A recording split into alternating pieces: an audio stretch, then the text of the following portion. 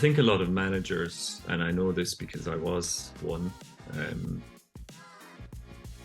will fear taking risks with their people. 3, 2, 1, yeah! We don't know how to be with ourselves and just ourselves. That's the crux of it. We are uncomfortable, literally, in our own skin, and we will do anything and everything to avoid, to distract, to disconnect, and we don't know it. I can attest to the power of that. So before I went traveling when I was in the army, every Friday, if you're lucky in the army and you're not in Afghanistan or anywhere else, you have an early finish. On a Friday, you finish at 12 o'clock. And I remember the whole time I was in the military, pretty much every Friday would come along 12 o'clock, and I was uncomfortable in my own company. So I would rush to get home and go on the pop with my friends, or I'd go and get wine and drink with my friends in the army. But I couldn't bear the thought. It was like this anxiety level rising, and me being in a rush to go and be somewhere and do something. You know, we make a joke of it now, we say FOMO, but it was like, actually, I just didn't like being on my own. And then when I went to clubs and bars, I didn't really feel comfortable there. So I get very drunk and then I get in trouble. And then when I went traveling and studying Buddhism, in fact, it was definitely reading that book. I keep pointing it, it's behind me on the shelf. I read that book, The Art of Happiness, and something changed me. And even the process of reading that book, I did in a solitary setting, and I was quite comfortable because I was learning this stuff. And then I went and lived on monasteries and did lots of other things. And basically from that moment, I learned to be comfortable on my own.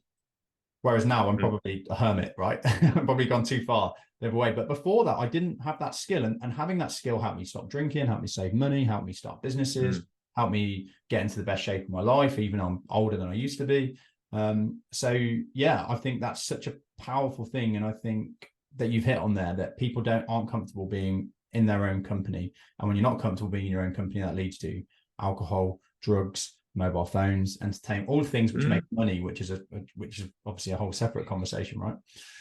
Well, I mean, that's a good sort of segue into what I was wanting to kind of discuss anyway, is our purpose. Our purpose is being degraded day in and day out because we are constantly trading our time, effort, attention, and money for products and services that claim to increase our happiness, give us more time. And a lot of these things are wrapped up in what you're just talking about, the behaviors of going out drinking, meeting in clubs, mobile phones, social media. And I think that is same thing, is draining our sense of purpose and meaning. The everyday mundane, seemingly insignificant activities that we give up, such as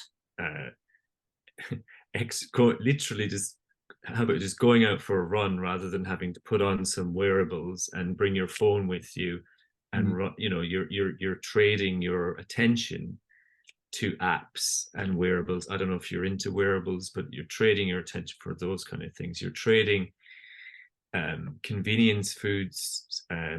There's a particular brand that sells a meal in a bottle. It says have that instead of cooking your own food.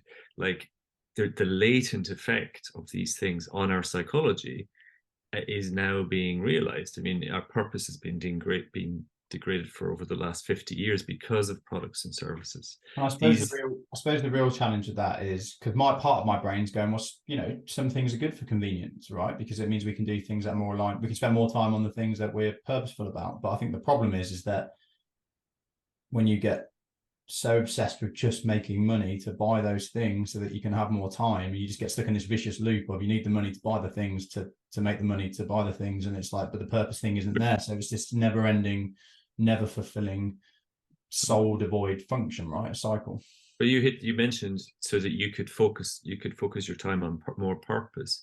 That's fine if you're doing it, but if you're sat there exactly if it's using your time so that I can do more pointless stuff, then that's to be in. Whereas if it's, I do look at a lot of successful entrepreneurs, for example, and they will be like, we don't cook, we buy food, we have it cooked for us, so we can do more of what we're good at. And I think what we're destined for. I think I sit on two sides of the fence here, because I sit on the kind of spiritual Buddhist, be in the present moment side, which is actually you should find joy in cleaning your windows. You should find joy in preparing the meal, and life is right now. So I think there's an element of that. But then I think there's also an element of, if you find your passion, things that you're genuinely passionate about, you're going to want to pursue them and you're going to get excited about the future. And there's nothing wrong with that. And it's fine. And for me, that's actually been a bit of a challenge, right? Finding the balance between those two things, between having goals and things that you're excited for and a vision that you want to move towards in a better world, better place, better people, better family, whatever it might be, better you, and also being happy in the now. And I think finding the balance between the two is its own spiritual question and its own challenge, right? Just pause on that. I'm going to plug this in, Mike. Sorry, We're losing power.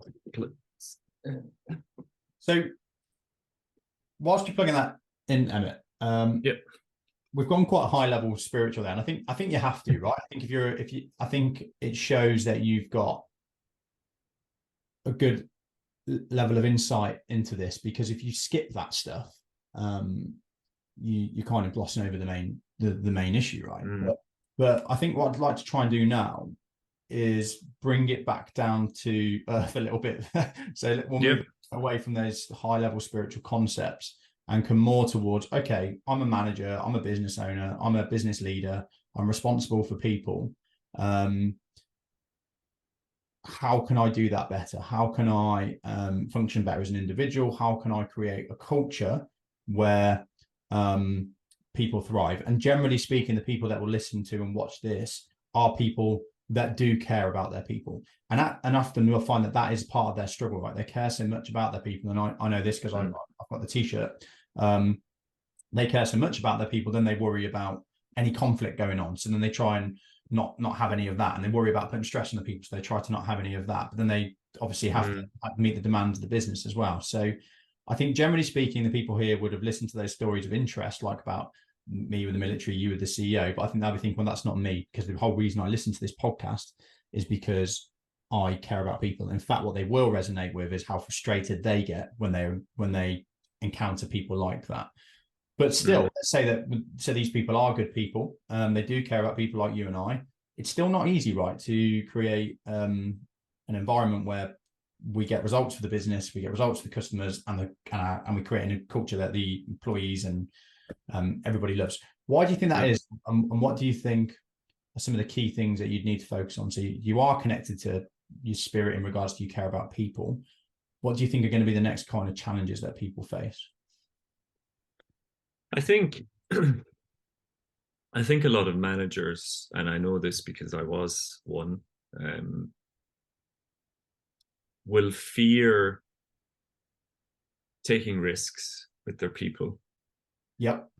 Especially emotional risks that involve the feelings, the things that I call private internal events. So the pies of the human. So it's like, what stands in the way of me being an effective manager? If I was to sit and go through my plan for the next 3 months with my people, and in that plan, it requires me to take some risks emotionally, to self-disclose about conflict, self-disclose about, what's showing up for me and getting in the way of me doing a good job.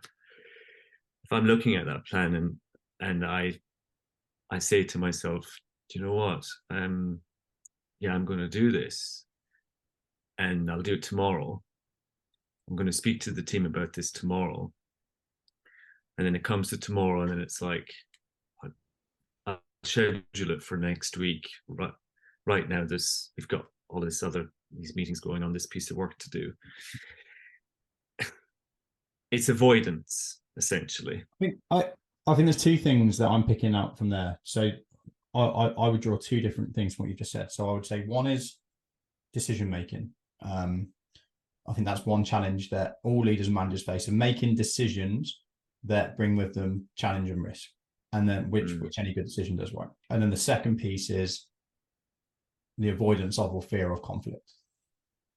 And so I've got some notes written down before we jumped on today. I thought, we're going to go down some rabbit holes, but what's some things I definitely want to talk to Emmet about? And one was conflict, because this is a common, I do workshops with so many different leaders across so many different businesses, and this fear of conflict is such a common issue, and it's something I have as well. I think it's a human thing, right? Maybe some people are, a bit more kind of hardy to it, but I think by and large, most people, given the opportunity, will avoid conflict because it's not nice, right? But it's essential, right? It's essential for growth. I like Jordan Peterson talks a lot about you've got to be really clear on your values and then be willing to have the conflict that you're going to need to have. Yep. So what would you start with? Maybe you start with the decision making. Yeah.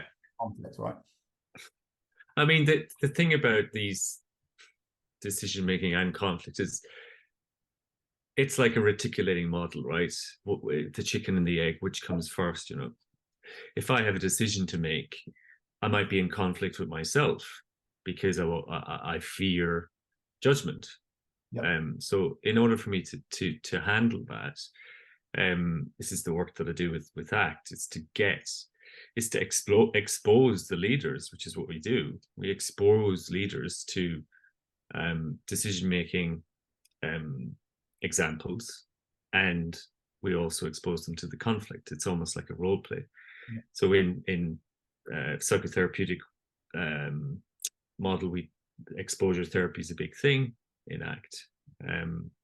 Exposing people to these scenarios reduces the distress. So and as an example, or was that? Yeah. So if I want you to, it's a really good. I love this experiential stuff. So I want you to think of a time like that. You experienced a really highly stressful conflict situation with a person that was in the last week, the last month, not sure, but really want you to recall what that was like for you. I really want you to think the thoughts that you were thinking. Get into your body and notice where all of the emotions around that conflict are showing up. I want you to really marinate in it. And I want you to marinate in the thoughts to do with what was going on in that situation, the dialogue, the conversation, to really get involved in it. Okay. I want you to really experience those feelings. Is this happening for you? Can you do that? Yep. Yeah. Do you notice anything in your body just now? What's showing up? I have an increased awareness around my heart area. So okay. Slight increase in speed of heart rate, but really a kind of general anxiety feeling. Right. So I'm exposing you to that personal conflict, right? And as a result, you're here now with me. We're working together. You're safe. You're secure. But we're just getting into it. We're marinating ourselves in it, getting really used to what that feels like. What it feels like to have conflict. The heart's racing. Your mouth might be dry. All your thoughts are thrown up. Yep. And now what we're going to do is I want you to think of a time that you've had a really positive exchange with somebody, something that was very that left you feeling excited, left you feeling like you've achieved something. That the conversation that you had with both whoever it was that you had this positive experience with. What was that like? What were the emotions like? Get caught up in the thoughts to do with that. Can you bring yourself to that particular environment? Can you see yourself there enjoying what that was like? Yep. And feeling what that's like. And where in the body is that? What's happening? Do you notice? Generally a feeling of lightness. So a good kind of positive feeling. I feel lighter as a human. All right. And now I'm going to bring us right back to the conflict. I want to bring you back to that situation. Yeah. And what I do then is expose you to that again. And we'll do that 4 times. Okay. Back and forth. Yep.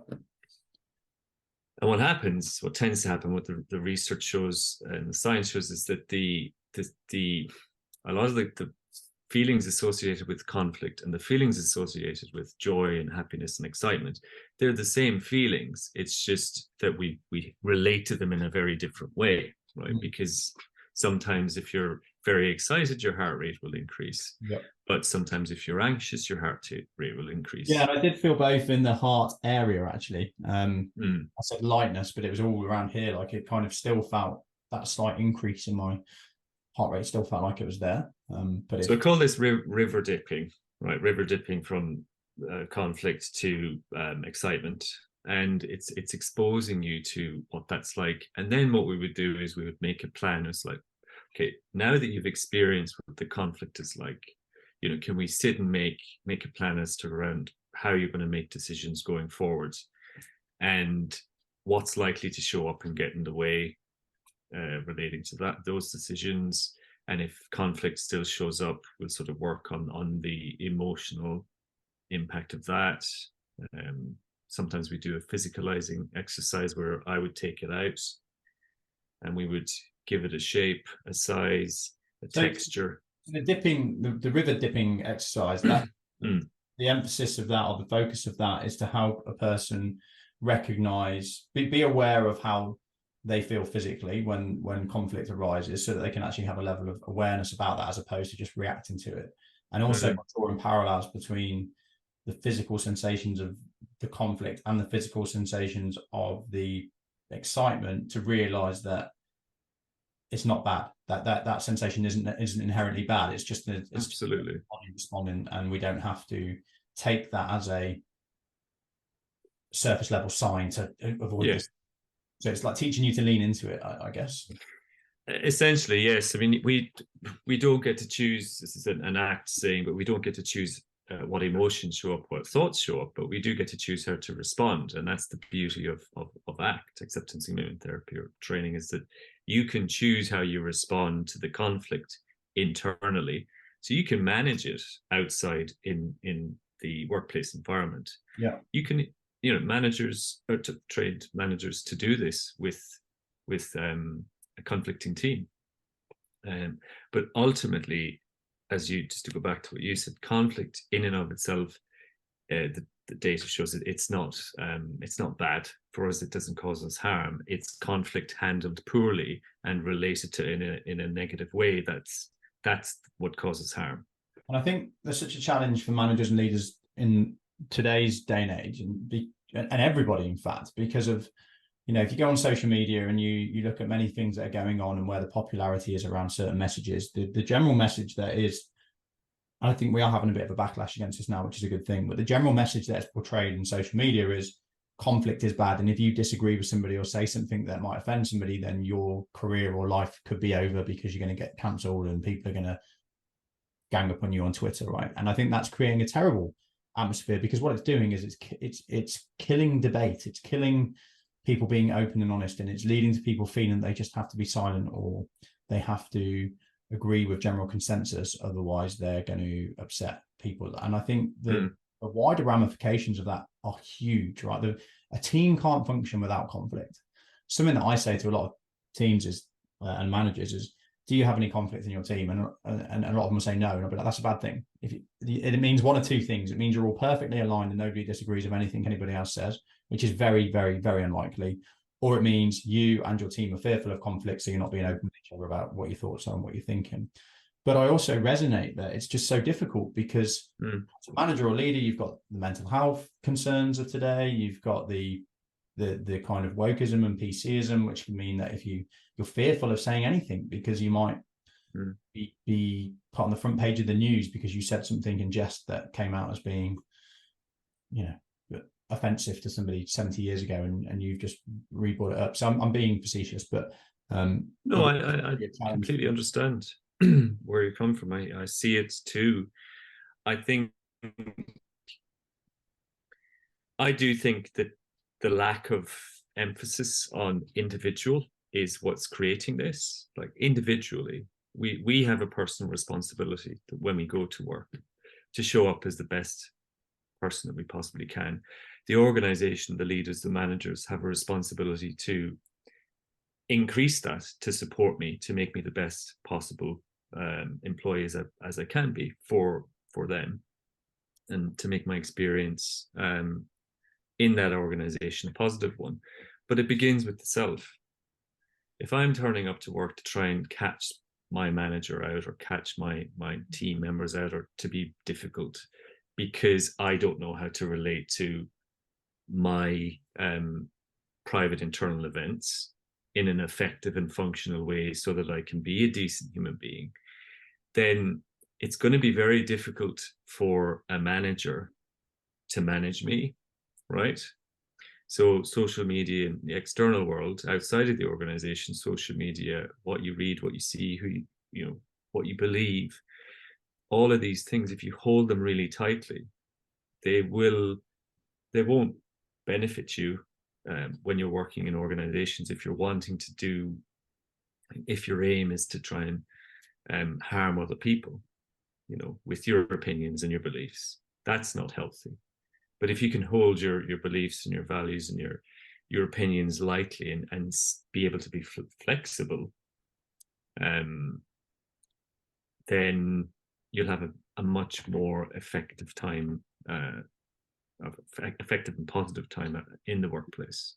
So what you're saying is that, and correct me if I'm wrong, so what you're saying is that a manager or leader is going to find that they're going to be able to embrace conflict much easier if they work on themselves and figure out how to be more flexible and open in their own thoughts and opinions. 100%. So, if you're fearful of conflict, that could be a sign that you are too stuck in your own ways, too stuck in your own opinions, and not fluid enough in the way that you listen to people. So let's say that I'm listening to that and I say, yeah, that's me actually. I recognize that I'm very stuck in my opinions, and that leads to me being fearful of conflict. What would you say is a good step to take forward to start making progress on that? Well, it's not something that you can learn quite quickly, because they are your opinions, they are your beliefs, they do make up your identity. But I would begin, I mean, using the ACT model. This is about flexibility. It's like you're made up of several parts as a manager, as a leader, or as a human. Yep. Your opinions and your beliefs. If you think of a Russian doll, sort of. China doll pops. Yeah. Russian China. Your opinions and your beliefs and who you are outside of the workplace, all your fears, your shame, your anger, everything, your personal context is one part of you. But and that's maybe the rigid part. But there's also these open, caring, aware, and connected part of you that, if nurtured and if you're willing to go into it, that you can focus on this part to help you handle the other part in a more effective way. And the more flexible we are, the more we can we hold those beliefs and that part of us lightly, the better it is that you'll likely be able to overcome conflict and not allow it to be a barrier for improving your team. Such an interesting insight, right? So really, we're kind of looking at this and going that, you know, if you want to go into a people leadership role, and often people don't want to, they just end up there because they're good at what they do. You're going to have to learn potentially this new skill, unless you already have it, but I would suggest most people don't, of emotional intelligence, of being psychologically aware, of being open, of being aware of what your thoughts and opinions are. And I think this is a problem, right? I think that before you get to a leadership role, before you're in a management or leadership role, you can actually be very effective by being quite stuck in your own opinions and not having to be open, because it makes you good at focusing on what you do. It serves you well. You don't have to get a team to be aligned to your thoughts and ideas, so it doesn't really matter. And then you jump into this management and leadership role, and all of a sudden you're like, no, now you've got to get a team to buy into this idea, and now you've got to get people to like and respect you and want to work hard for you. And that requires a new skill set, which is what we're talking about here. And it's not just a given, right? It's something we have to learn. And I can see that being a really valuable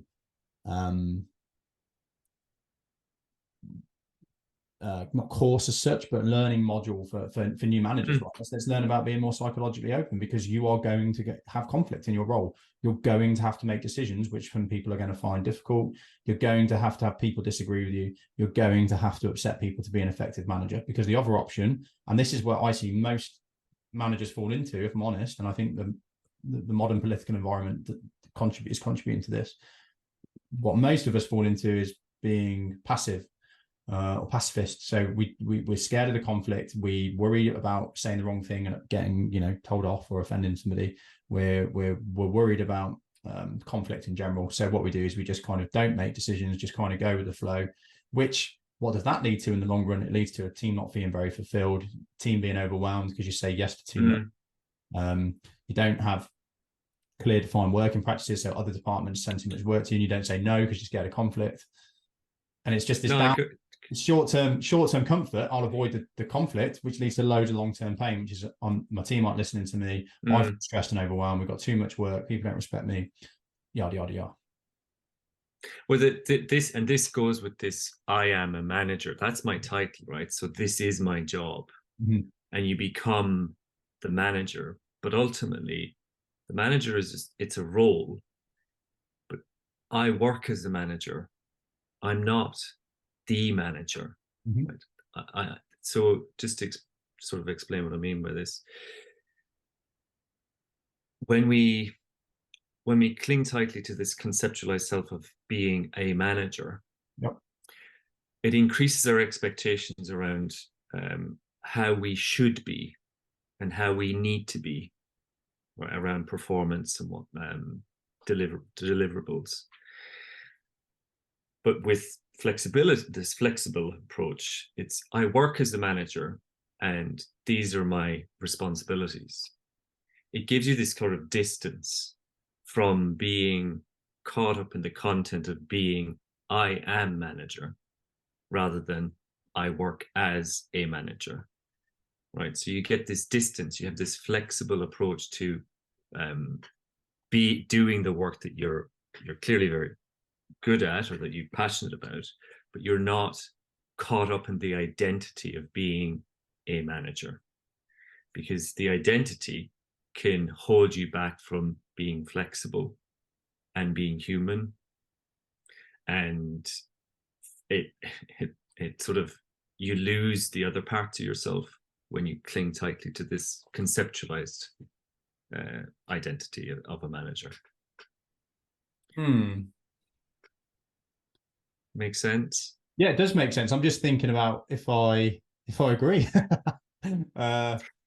So it's like anything. If parents, for example. I'll give you an example outside of the manager. Yeah. If I say I'm not very good at that, what are you not very good at, Emmet? I'm not very good at canoeing. I'm not very good at scuba diving. I am not very good.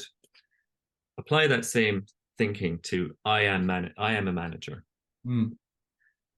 I've identified, I've bought into the.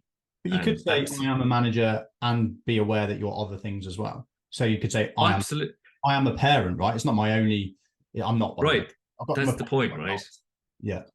So, but if you are caught up in the identity of being a manager and needing to deliver and have these high expectations, and I'm not allowed to fail, and I don't want anyone to judge me, I need to be great at this. It gets in the way of you. But is the issue identifying as a manager or the way you define manager? Well, how do we define manager? I mean, who defines it? Some people, so for example, some people will define themselves as parents and be very proud of that. Some people will define themselves as business owners and be very proud of that. If you define yourself as a business owner and then bring on the internal definition that a business owner is somebody that works 7 days a week, doesn't spend time with their family, and is only focused on making money, then that can certainly have some negative connotations. I could say to myself, I'd say I'm a manager, right? And I could see that as I get to lead people, I get to develop people, I get to achieve results for our customers, I get to develop my team. And then me identifying as a manager brings positive connotations. But as you rightly said, if I say I am a manager, which means I have no weaknesses, I can't show any flaws, I have to work harder than everybody else, and all of that stuff, then that can quickly become a negative. So yeah, I kind of agree with you, and I certainly agree with what you're saying. I maybe just disagree with the way it's framed, but I don't think I think we're arguing about the same thing, right? You still with me? I lost you. No, completely. Oh, That's exactly it. Frozen, but carry on. I can still. Oh, you're back. You're back. Yeah, carry on. No, that's you're absolutely right. We are talking about the same thing. It's in the context of conflict and decision making and working in the organization as a manager. Sometimes Yeah, managers cling tightly to that identity, and it's to the detriment because they forget about who they are. I agree. I think generally speaking, the widely accepted but unwritten definition of what a manager is isn't positive. I would say it's seen as a stressful job where you're stuck in the middle. You've got to tell people what to do, and they and get business results and all of that. And I thought we were moving away from the manager thing. I've read so many articles from those big corporate consulting firms talking about manager is an obsolete term. We should be using coaches. We should be. Well, I agree, but the thing is what the big corporates write and what actually happens in the world are two different things, right? And we've been using the term manager for a couple of 100 years, or 100 years at least, and we will continue to use it. Just because Deloitte wrote we should be coaches now doesn't mean everyone's going to start saying that, right? How long ago did Turkey say we should start referring to them as Turkaya, and everybody, it's just stuck in our side. Yeah. So I think you're right, and I have this same context with happiness, right? So I before I traveled and discovered Buddhism, I thought to be happy meant to have a good time, to feel good, to experience pleasure and joy, whether that's in the short term or the long term. After I discovered Buddhism and spirituality, I actually realized that my definition of the word happiness was wrong, and that was creating a lot of issues in my life. And I do think that the meaning of life is to be happy, but I don't think that happiness is just feeling good all the time. I think happiness is living with purpose, helping other people, feeling a sense of fulfillment, and still feeling that sense of fulfillment even when you're down, you're tired, you're negative. That stays there. And that's I really like to caveat because our company's called Better Happy, right? So when I go in, I'm not just talking about making everybody smile all the time but bringing ice cream. We're talking about the deep sense of fulfillment that people get from growing as individuals, from learning how to make difficult decisions, from realizing that you can have conflict and it's not the end of the world, right? Because I actually think conflict is essential for happiness. And this is, again, getting spiritual on you. Well, if you don't, I mean, look, if you've had an argument with a loved one or myself, if you don't talk about it, it'll just grow and grow, and within that is resentment. Yeah, and this is what happens in teams, right? If you don't figure out how to nurture conflict, and this is another question I had for you, but come back to that at the end of this. If you don't figure out how to nurture conflict, you will create resentment because it's either talked about or it's held within, and then it creates this toxicity in this bitchy culture. And the reality is, and this is something I said to you at the beginning, most teams and businesses have a culture where there's lots of resentment, and it's not because it's anybody sat there going, oh, how can we make this miserable for people? It's because it's human beings that are scared of conflict and they're avoiding it, and it's leading to these ramifications down the line. So it's like, it makes sense, right? We're fearful of conflict historically led to fighting and injury and death, but in the modern world it's like it's in a new context, but we've still got these evolutionary brains. Do you think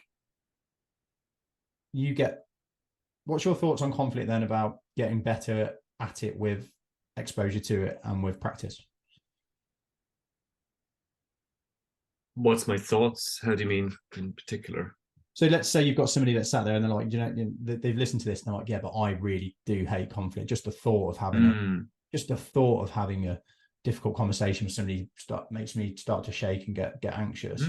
And they might be telling themselves as narrative that that's just me, right? I'm particularly sensitive to conflict and it's always going to be that way. Do you think that person with practice, just like learning an instrument, will get to a point where they can actually be quite good with conflict? Absolutely. I 100% believe that. And I know that because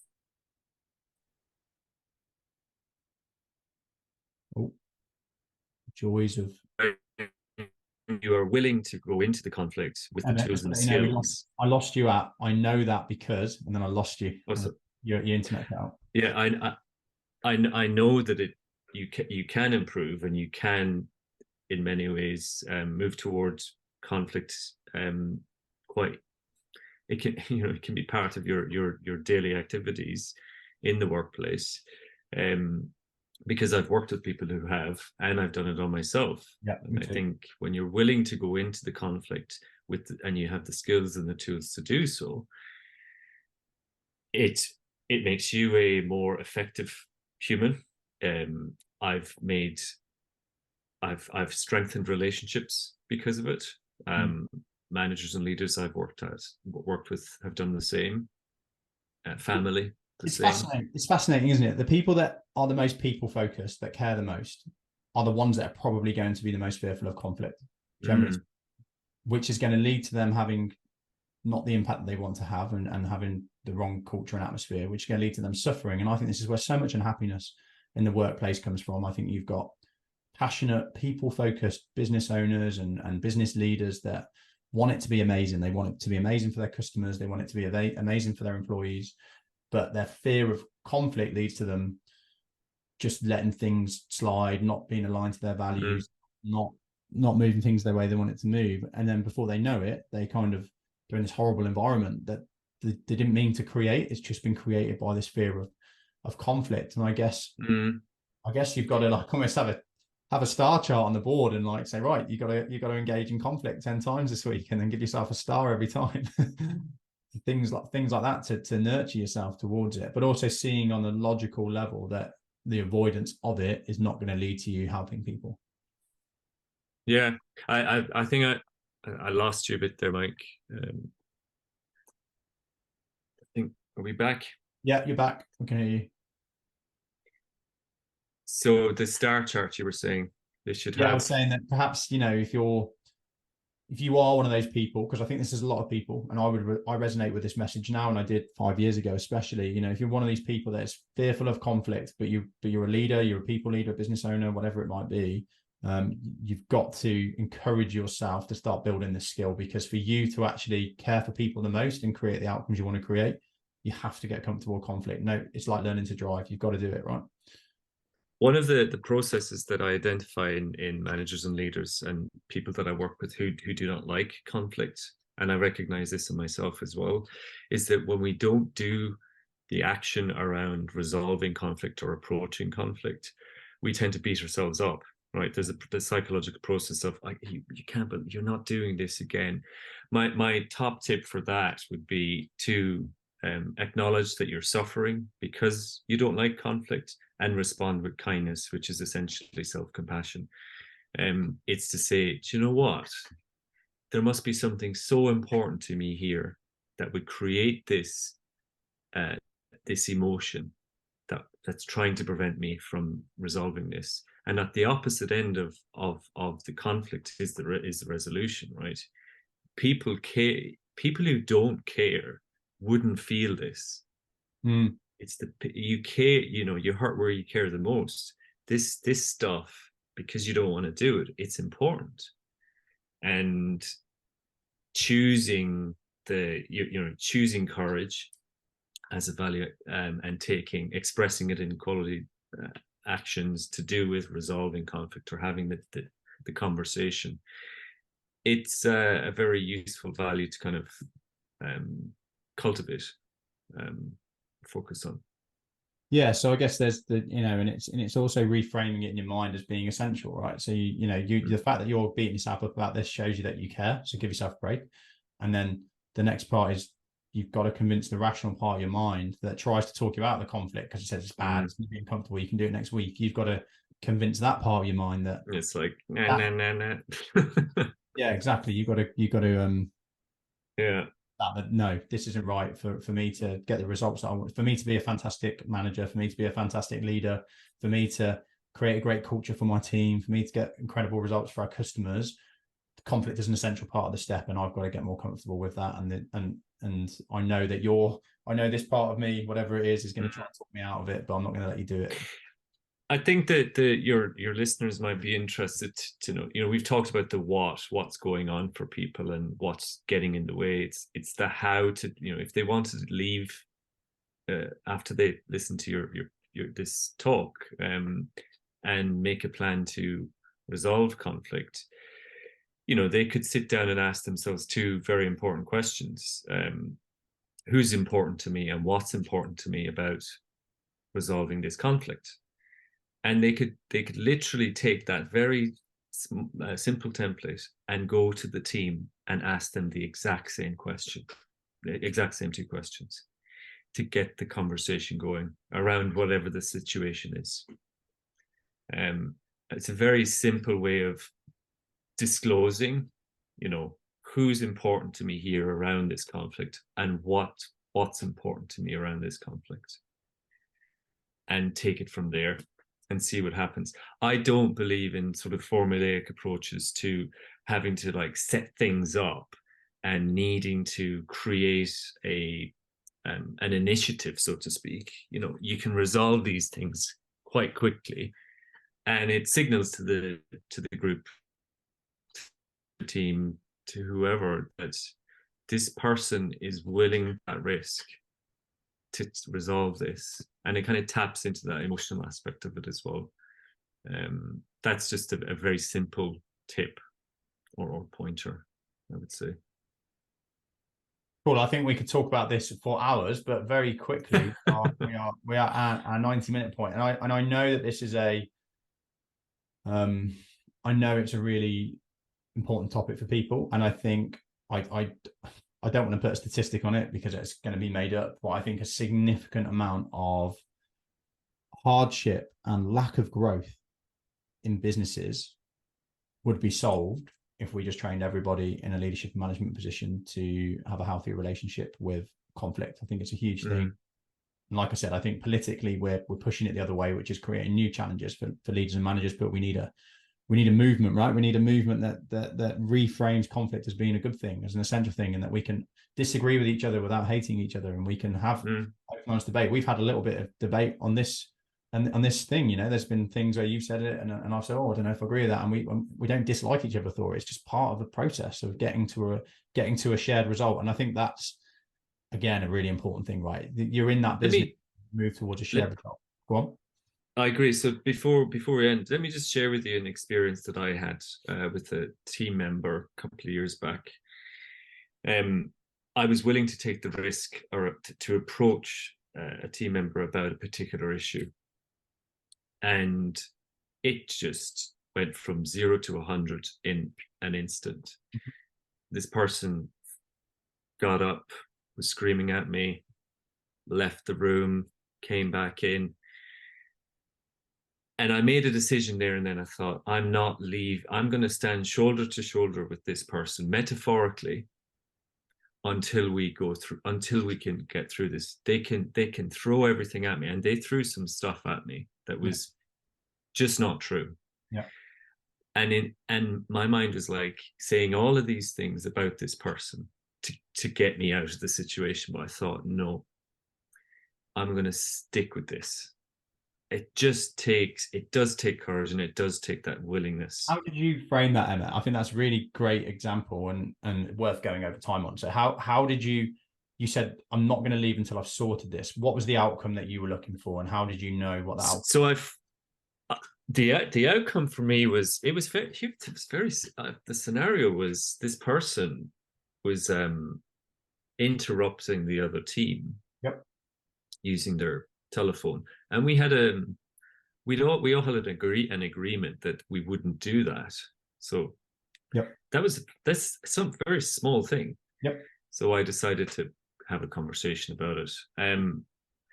It went from 0 to 100, but what I did say to this person was, it's within our interests as team members. We're sitting across from each other every day to work collaboratively to support one another. And they threw everything at me. They threw the kitchen sink at me, stuff that just really hurt, that didn't. And I thought, this is not about me at all. And that's usually the case. It's never really about the person that they're in conflict with. And I thought, well, I said, look, I don't know what's going on for you, but I'm your manager, and we work well together. let's sort of come up with a plan as to how I can best support you. They didn't want to listen to me, but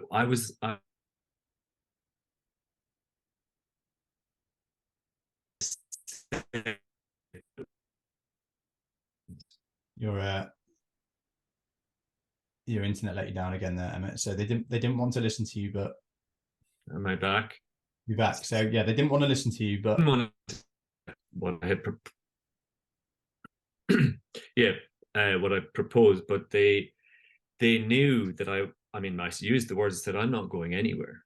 I'm here. I'm here to support you. And I gave examples of how I supported. I think that's important. It's like, let's show you how I have been supporting you. yeah. And then give you an opportunity to respond. It took the best part of a week for it to resolve. But like I say, they threw everything at me that just wasn't true. And what was the outcome? And I thought, because it's not. Did you come to some kind of agreement? Yes, I think what I wasn't willing to do was to allow this particular person to describe situations inaccurately. Yep. So we had conversations about the truth and accuracy, which is important in building trust and maintaining relationships. And by the end of the week, they had apologized about what they had said. It was never about me. And that's it. It usually isn't about the person. It's about what's going on for this individual, the private internal events. But what I did around the telephone usage thing was that was the trigger. And I got the brunt of it. So we continue to have a very collaborative working. And I guess you obviously, the whole point of that conflict, I know there's some deeper things that you wanted to go into with that person, but really it was about, look, we have a rule that you don't go on your phone when we're in a team environment, and you're breaking that rule over and over again, and that's not okay. And what was the conclusion with that piece? Did they agree to stop doing that? Did they? Absolutely, yeah. It was such a simple act. Yeah. They would leave. It's no. The thing is what happens, right? We're so fearful of the conflict that one little thing that is a big thing, right? If it seems like a little thing, we don't go on our phone when we're working. But if that's the rule, this is one of the back in 2008, actually, the government did a deep dive into employee engagement, and they found there was 4 key areas that will create a good environment where people work hard and like being there. And one of them was values, and that's having a set of rules that are upheld. And if you don't have a set of rules, there's an issue. If you do have a set of rules but they're not upheld, you have an even bigger issue, because people hate unfairness, right? So regardless of whether it's a silly thing or not, we don't go on our phones. If 3 of the team are doing it and 1 isn't, and it doesn't get addressed, it creates a horrible culture, because then everyone's like, well, absolutely, yeah. So you've got to, I know you're playing it down as being a trivial, small little thing, but it's not, right? It's a big thing, big thing, and people will really put up their defenses when you confront them about this. But it's got to be done, and you're going to have to go through that difficulty. But I'm really, I think that's a great example to see how that you actually kept your calm. I think that's a really important lesson, that you've got that knowledge and that awareness to say, look, if this person gets angry, it's not about me, and I'm just going to stay calm, but I'm also not going to back off. And I think what most of us do without thinking about it is we either we fight back with aggression and shouting, so we have a shouting match, or we back down. Whereas it's fight or flight, right? Whereas what you're saying is it's discernment. It's like, no, I'm not going to fight back. I'm not going to run away, but I'm going to stick on this point until we come to some resolution. Yeah, and that shoulder to shoulder thing, that I remember it very clearly in my head. I thought, I am going to stand shoulder to shoulder with this person, even though they don't want it, even though they hate me right now, and I can see that, and they're throwing everything at me. I know that we can get over the hill on this if I stick with this person. And in many ways, that's what it's about. It's, dare I say, use the word abandonment. When people, they will avoid the conflict or they will back down. That's abandonment. Yep. you've started something. Yep. You know, it's I've done important to stick with it. And I've done that many a time in my own life. And then you just, not only do you not get the result, you also, you don't like yourself. You beat yourself up over it. In the short run, it feels good. It's in the short, like right now, it's like, I can just step away from this. Oh, just, okay, that's just, we've said something. They've had a response, you know, I've said something because it's been dealt with, and you know, it hasn't. And then you just like, I'm just going to leave it now. Whereas you've got to be driven enough by that outcome to get it. Right. Well, we've gone over, Emmet. I think we could keep talking on this, and I think people will find it very interesting. I wouldn't be surprised if we get some requests to go deeper into that subject, because I don't think there's enough about it online or anywhere.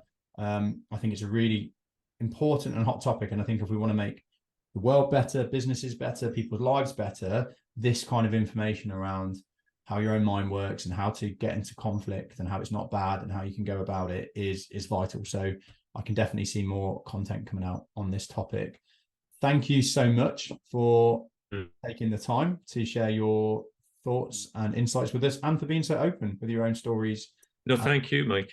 And sharing your examples. I appreciate it. And I look forward to potentially having a conversation with you further in the future about this. Just tell us a little bit about where we can find out more about you if we'd like to connect with you. So you've got your business site and your LinkedIn. Yes, I've been running a Purpose in Life project on the science and art to living with purpose in life, diving deep into that. And so I started an Instagram thing, which is, how do we find that? You Parallel. Oh, You Parallel. Yeah. Cool. Well, what we'll do is we'll put your LinkedIn, your business site, and your You Parallel Instagram project below the show in the notes. Good man. Brilliant. Thanks, everybody. Loved it. And thank you, Emmet. Take care. Bye-bye.